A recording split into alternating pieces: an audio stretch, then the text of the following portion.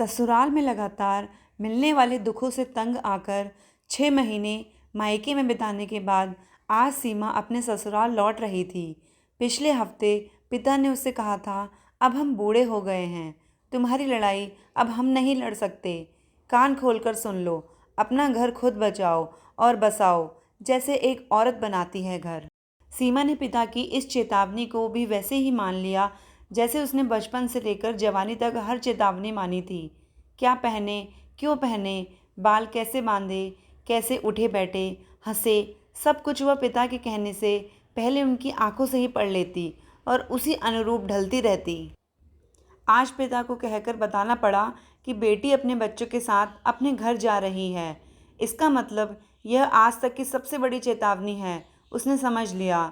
वह नज़रें झुकाए धीमी रूंधी आवाज़ में इतना ही बोल पाई, जी पापा।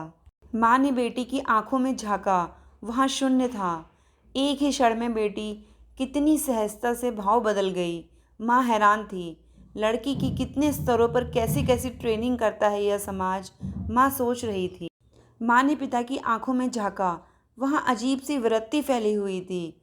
माँ का दिल अंदर से फटना चाह रहा था कि एक औरत कैसे बनाती है घर, यातना, बलिदान और गुलामी। माँ सोचती रही। सुबह पिता दामाद से बात कर रहे थे। स्टेशन पर हमारी बेटी पहुंच जाएगी बेटा, आप उसे जैसा चाहो वैसा रखो, आप उसे स्टेशन से रिसीव करने आ जाना। सीमा ने दामाद से बातें करते पिता को देखा तो अंदर से रो पड़ी। फिर बोली, पिताजी, मुझे आप कुछ पैसे और सिलाई मशीन दे दीजिए। पिता आज उसे छोड़ने ससुराल तक नहीं आ सके। घर से ही ज़रूरी नसीहतें देकर बेटी को विदा किया।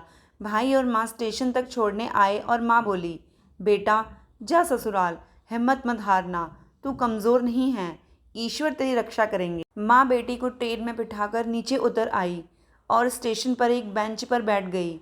वह बेटे के सामने रोना नहीं चाहती थी, लेकिन अचानक फूट पड़ी। रुलाई को वह रोक नहीं सकी। सीमा ने माँ को खिड़की से देखा।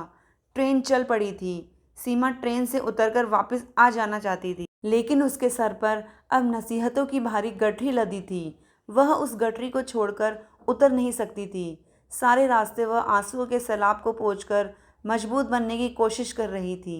अपनी लड़ाई स्वयं लड़ूंगी। अब मुझे खुद अपने पैरों पर खड़े होकर अपने बच्चों को अच्छी शिक्षा और संस्कार देकर इस संसार को दिखा दूंगी कि नारी कमज़ोर नहीं है। ससुराल आकर उसने ट्यूशन और सिलाई का काम शुरू किया। आज वह और उसके बच्चे बहुत मजबूत स्थिति में हैं और वह दूसरों के लिए प्रेरणा बन गए हैं।